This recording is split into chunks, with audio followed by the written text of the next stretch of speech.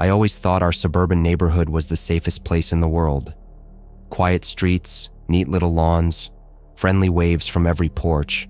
Nothing bad ever happened here. But looking back now, I see how naive I was to think evil couldn't hide behind one of those white picket fences. I remember the first time I noticed something odd about my next-door neighbor, Mr. Thompson. He was the last person you'd suspect of anything bad. Late 50s, graying hair, round glasses, a friendly smile. He baked cookies for the neighborhood kids, helped people fix their fences, and tended his rose garden every Sunday. I was 19 and just out of high school back then, and I appreciated how kind he was to me. I often mowed his lawn when he was away, and he'd thank me with a plate of warm brownies. On the surface, Mr. Thompson seemed completely harmless. But one summer night, I woke up to a strange muffled sound outside. It was well past midnight, and I'd left my window open to catch a cool breeze. Half asleep, I thought maybe a raccoon had tipped over a trash can.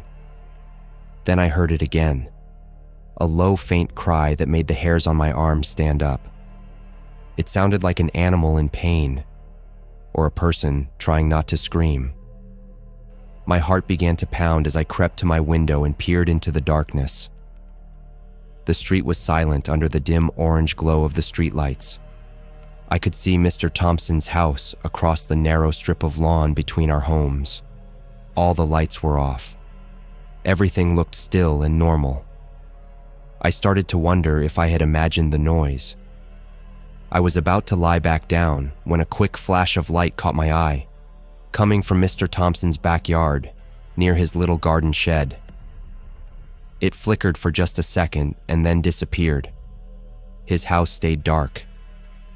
Why would he be in the backyard with a flashlight if all his lights were off? Curiosity got the better of me. I quietly slipped out of bed, put on my sneakers, and crept downstairs. Stepping out into my yard, I felt the cool night air on my skin. The chirping of crickets was the only sound, at first. Then, I heard a soft, scraping noise, metal dragging on concrete, coming from the direction of Mr. Thompson's yard. I tiptoed across the grass to the wooden fence that separated our backyards.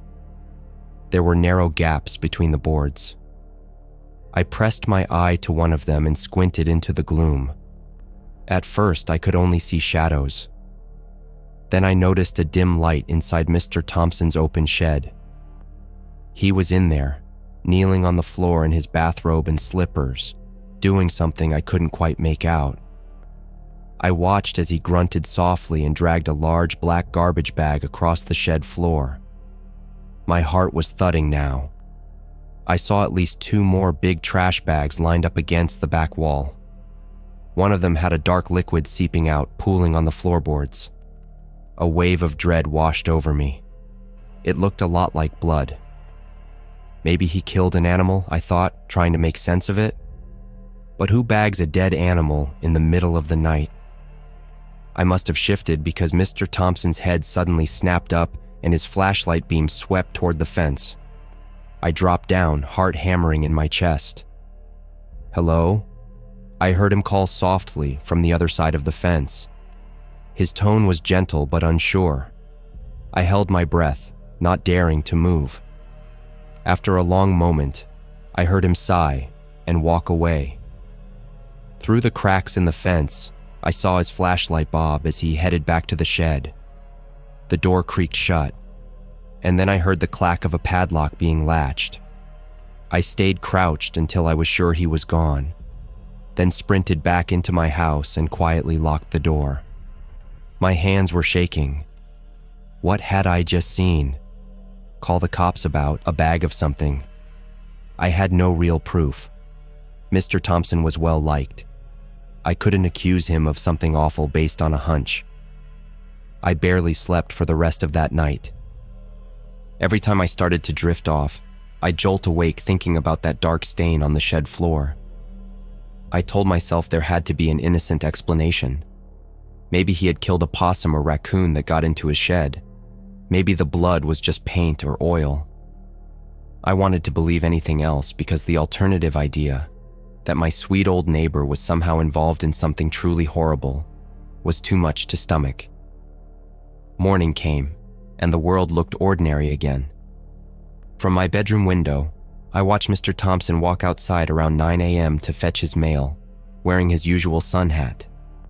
He waved cheerfully at Mrs. Diaz across the street, then glanced up and saw me at my window. I flinched, but he just smiled and gave a friendly wave. Hesitantly, I lifted my hand and waved back. Later that morning, I went out front to bring in our garbage bins. Mr. Thompson was in his yard, kneeling by his flower bed and pruning his rose bushes. When he noticed me, he called out, "Good morning," with that warm smile as if everything were perfectly normal. "Morning, Mr. Thompson," I managed to reply, hoping my voice sounded steady. He chatted with me casually for a couple of minutes, talking about how beautiful the weather was and how his roses were finally blooming. I nodded along, trying to act normal while my stomach did flip-flops. Then he wiped his gardening gloves on his overalls and said, "I'm having a little backyard barbecue this weekend. You should come by if you're free. I'll be grilling burgers. Maybe you can try my famous potato salad." He was so friendly and sincere, I almost doubted what I'd seen the night before. I forced a polite smile. "Sure, sounds great," I mumbled. "Wonderful," he beamed. "I'll save you a plate if you can't stay long." I just nodded. After a bit more small talk, we said goodbye and I headed back inside. Once I was alone, I had to take a few deep breaths. He acted like nothing at all was wrong. Part of me felt relieved. Maybe I really had overreacted to something innocent. But I couldn't forget those garbage bags and that dark puddle. The images kept gnawing at me. I decided I'd keep my distance from Mr. Thompson for now and stay alert. About a week later, the local news reported that a teenage girl from the next town over had gone missing. Her name was Alyssa, and she'd last been seen on the very night I heard that scream. The moment I saw her photo on the news, my stomach dropped. I tried to tell myself it was just a terrible coincidence. There was no way Mr. Thompson, kind, helpful Mr. Thompson, could be involved. But the timing ate at me. Every time I saw him watering his lawn or chatting with a neighbor that week, I felt a chill. Was there something evil lurking behind that grandfatherly smile? By the weekend, I knew I couldn't ignore my suspicions any longer. I had to find out what was in that shed. Either I'd discover nothing and finally put my fears to rest, or I'd find proof that my gentle neighbor was hiding something truly sinister. On Saturday evening, I watched from my window as Mr. Thompson got in his car and drove off, likely to his regular weekly outing. He often mentioned a Saturday night card game at the community center. My heart was hammering in my chest, but I knew this was my chance. Once I was sure he was gone, I grabbed a flashlight and a pair of gloves, climbed over our fence, and dropped into his backyard. Dusk was settling in, the sky a deep blue. In the growing shadows, I crept up to the shed. A strong odor hit me, bleach and something rotten. I saw dark stains on the wooden threshold of the door. My pulse quickened. I wedged a small crowbar into the padlock and jimmied it as quietly as I could. After a few hard tugs, the lock snapped with a sharp crack. I froze, listening, but the neighborhood stayed silent. No one seemed to have noticed.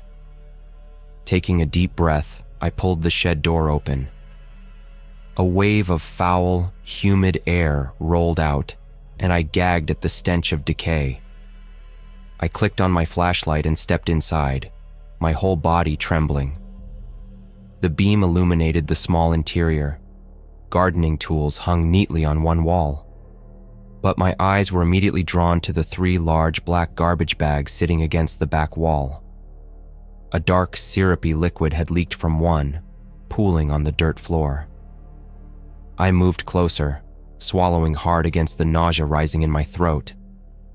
One bag had a tear in its side and something pale was poking out. Steeling myself, I nudged the bag to widen the tear. My heart nearly stopped when I realized what I was looking at. It was a human arm. I stumbled back, slapping a hand over my mouth to keep from screaming. A dizzying wave of horror crashed over me. I had been right, horribly right.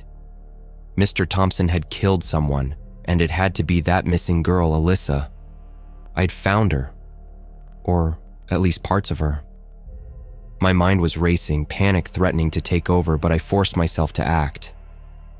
With shaking fingers, I dialed 911 on my phone. I pressed it to my ear and whispered urgently, trying to keep my voice low. I barely managed to say, "My neighbor, I found a body," when I heard the crunch of footsteps on the grass just outside the shed. My blood turned to ice. He was back and I was trapped. In a split second, I turned off my flashlight and muted my phone, but I didn't end the call. I slunk behind a stack of old boxes in the corner, making myself as small as possible. Light from a flashlight swept through the cracks of the shed. I held my breath. Through a gap in the door, I saw Mr. Thompson's silhouette just outside. He must have seen the broken padlock because he paused there, in the doorway. For a moment, there was dead silence except for the thumping of my heart in my ears. Then, in the quiet, I heard the faint sound of the 911 operator's voice from my phone. 911, what is your emergency? Even though I'd turned the volume way down. In the stillness of the shed, it sounded as loud as a firecracker. The flashlight beam instantly swung toward my hiding spot. It hit me full in the face, blinding me. I knew I was caught.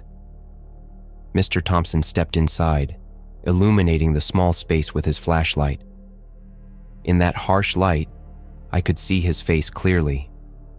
His usual gentle expression was gone. His eyes were wild, and his lips were pressed in a thin line of anger. Yet strangely, he spoke softly, almost regretfully. "James," he sighed, using my name. "You shouldn't be here." I was so terrified I couldn't speak. I heard the 911 operator faintly squawking on the phone in my hand, but I was frozen. In a single sudden motion, Mr. Thompson lunged at me. I tried to scramble away, but there was nowhere to go in the cramped shed. He slammed me to the ground, knocking the wind out of me. Before I could even yell, I felt cold metal pressed against my throat. A gardening trowel from his workbench. The sharp edge bit into my skin. I winced, feeling a trickle of warm blood. "Why couldn't you just mind your own business?" he hissed, inches from my face. His friendly mask had completely fallen away, revealing the furious monster underneath. "Please, don't do this," I gasped, tears blurring my vision. I could barely breathe, let alone struggle. He let out a heavy sigh, almost sad. "I really liked you," he said quietly, "but now you know my secret, and I can't let you go." My mind screamed that I was about to die. As he spoke, his grip on me loosened just a fraction. His attention was on what he was saying. I realized this might be my only chance. Very slowly, I slid my right hand through the dirt, searching. My fingers closed around the handle of the shovel I had dropped earlier. With every ounce of strength and desperation, I swung the shovel up. The metal blade smashed into the side of Mr. Thompson's head with a dull thud. He collapsed off me with a grunt, the trowel clattering from his hand. I scrambled to my feet, shaking violently. In the faint glow of the fallen flashlight, I saw him on the ground, groaning, one hand clutching his head where I'd hit him. I didn't wait for him to recover. I grabbed my phone and bolted out of the shed, sucking in the cool night air. I sprinted across the yard and hurled myself over the fence into my own backyard. I nearly face-planted when I hit the ground on the other side, but I scrambled up and kept running. I burst into my house and locked the door. With shaking hands, I jammed a chair under the knob, then backed away, gasping for breath. The next few minutes felt like a nightmare. I stood in the darkness, barely daring to peek out of a window. I wondered if I should run out the back door and just keep running, but I didn't know if he was right behind me. My heart was thundering in my chest. Then, through the silence, I heard sirens in the distance. They grew louder and louder. The police were coming. Red and blue lights flooded my street as 2 police cars screeched to a halt in front of my house. I must have left the front door unlocked because officers suddenly burst into my living room, guns drawn, shouting, "Police! Where are you?" I dropped the kitchen knife I was still clutching and raised my trembling hands, babbling that the man next door had tried to kill me and that there were bodies in the shed. Outside, other officers were confronting Mr. Thompson. I stumbled to the window and saw him in his front yard, staggering and bleeding from his head. They were yelling at him to get on the ground. For one heart-stopping second, I thought he might try to attack them, but instead, he dropped the bloodied trowel and put his hands up. In moments, they swarmed him and pinned him to the grass. I opened my front door and practically fell into the arms of a paramedic. I was shaking so badly I could hardly speak. I just pointed toward Mr. Thompson's backyard where more police were already running. "In the shed," I managed to stammer. There's a body."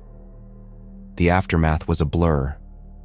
Neighbors opened their doors to see what was going on, their faces pale and shocked in the flashing police lights. I sat on the curb in a daze as an EMT tended to the shallow cut on my neck and the bruises forming on my skin. Within the hour, the police made the grisly discoveries in that shed and the yard. They found the body of the missing girl, Alyssa, and remains of at least 2 other people buried in shallow graves. It turned out Mr. Thompson had been a serial killer hiding in plain sight.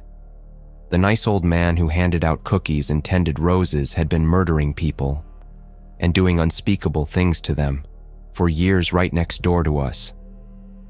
Mr. Thompson was taken away that night, and our quiet street was left in shock. My parents rushed home as soon as they heard. They couldn't believe that I had gone through something so horrific while they were away. It's been a couple of months now. Mr. Thompson's house sits empty and silent, his once beautiful rose garden tangling into weeds. No one in the neighborhood talks much anymore. It's like we all lost a bit of trust in the friendly faces we thought we knew. I still have nightmares about that night. Sometimes, I jerk awake in a cold sweat, thinking I hear a faint cry outside or see the flicker of a flashlight in the dark. I haven't opened my bedroom window since then, and I jump at every unfamiliar noise after sundown. I know it will take a long time for this fear to fade, if it ever does. Despite everything, I'm grateful I uncovered his secret. If I hadn't looked in that shed, he might have continued his gruesome activities and more people could have disappeared. Stopping him doesn't erase what happened to his victims, but at least that monster is behind bars now. I've learned the hardest lesson. Evil doesn't always look like evil. It can wear a friendly smile and live in the pretty house right next door. I will never look at my quiet suburban street the same way again.